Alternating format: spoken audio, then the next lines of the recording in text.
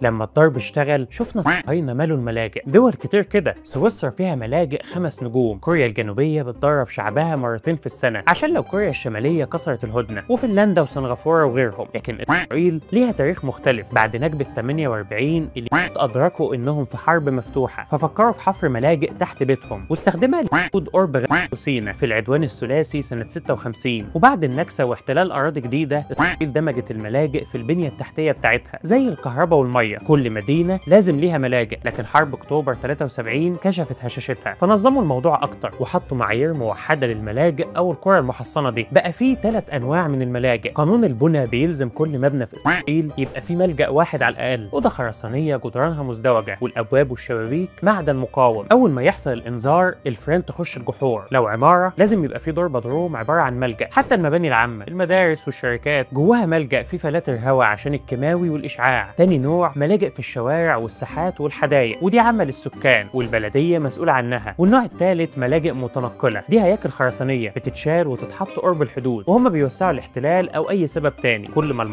هم يطوروا صواريخهم بيطوروا الملاجئ. في جوهر وجودها إسرائيل دولة متناقضة، بتقدم نفسها كدولة مدنية لكن ما انفصلتش لحظة عن وظيفتها كقاعدة عسكرية وطنية. قامت بالسلاح وبتتوسع بالقوة. حمايتها لشعبها مش لسواد عيونه، لكن المواطن بالنسبة ليها أداة بقاء وضعف، بتصدر معاناته للعالم وبالإيد التانية تقتل وتهدم البيوت. في آية قرآنية تنبأت بموضوع الملاجئ ده، لو تعرفها اكتبها لنا في الكومنتات.